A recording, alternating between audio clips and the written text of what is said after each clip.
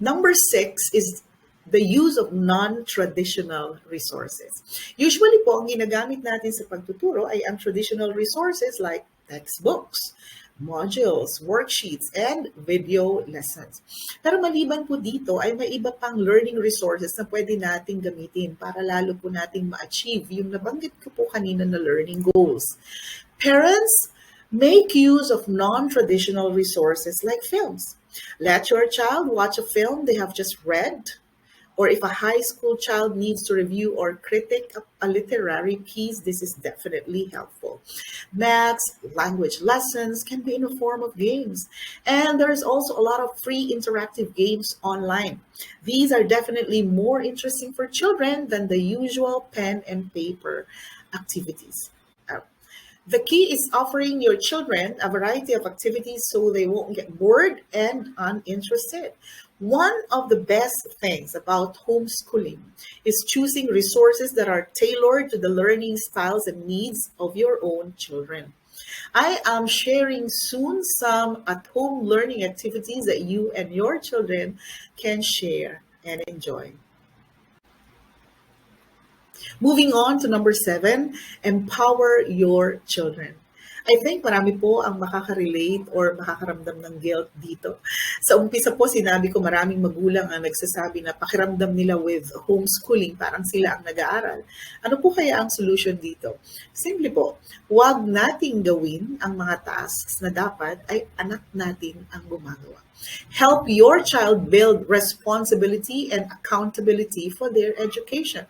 Not doing their tasks or homework doesn't mean you can't get involved. Sabi po ng isang expert, kapag ang magulang ang sumasagot at gumagawa ng task o homework, parang sinabi na rin niya sa kanyang anak na wala itong kakayahan na gawin para sa kanyang sarili.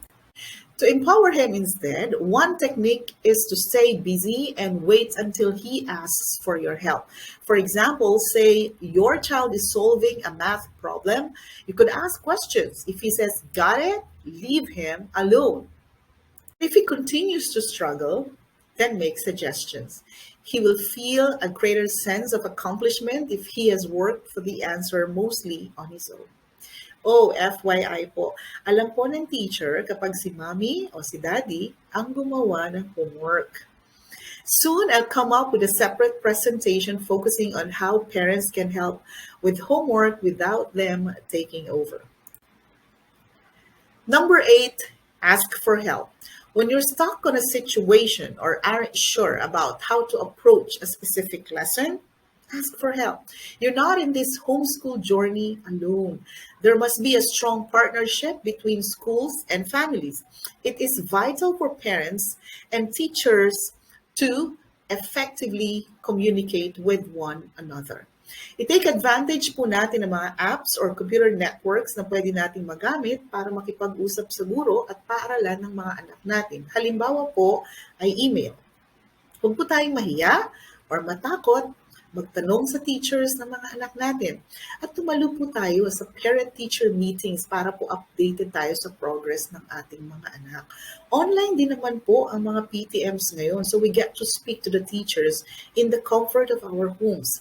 With proper and positive way of communicating with the teachers, we can be a great team for our children. Then there's a group of parents whom you can rely on for support. For instance, join the parents' group chats for positive sharing and discussion. Working together with other homeschool parents can bring a different perspective and insights on how to help your child learn. 9, keep your child healthy. Encourage your child to get plenty of sleep and to eat well. Enough sleep and right food, especially before the school day starts, have something to do with a child's readiness to learn. In a recent workshop that I attended, the speaker, who is also a therapist, said that our brain has the three functions: the survival brain, the emotional brain, and the thinking brain. The survival brain is responsible for scanning for, moving away from, and responding to danger. It is also the it's all about me, which is about myself and my survival. She said that in general, when a child is in me, or survival mode, it's not a good time to teach the child anything new. Why? Simply because the survival brain will always win. Example, when a child is sleepy or hungry and you insist a problem solving to answer in math, the child has a tendency to run away from what he perceives a danger. The thinking brain is automatically shut down, and the ability to learn is unavailable, which will be stressful and energetically draining for you and your child. Readiness to learn is very important. It doesn't mean we stop teaching, but rather address the issue, which is making sure that the child feels safe and secured before introducing something new, especially when it's all about problem solving, writing a composition, analyzing, etc. Last but not the least, accept imperfections. This is personally for you. We know and appreciate all the parents actively trying to give their child a better education, but a truth remains that it is overwhelming, exhausting, and sometimes frustrating. But don't be too hard on yourself. No homeschooling is perfect. So is the regular school. Look at the positive sides of it. One thing, children are most safe at home with you, and the time you get to spend with them is absolutely precious. So each time that you get frustrated, do something that will lift your spirits. Go for a walk, treat yourself to something delicious, or take a minute to relax with your family.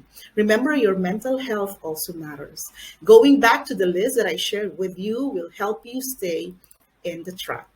I hope I have shared something that will help you create a happier and more successful homeschooling experience for both you and your child. And before I end this presentation, I'd like to leave an inspiring quote for you that says, "Parents can create an atmosphere where their children delight to learn." Don't forget to subscribe and share. See you in my next presentation. Thank you for watching.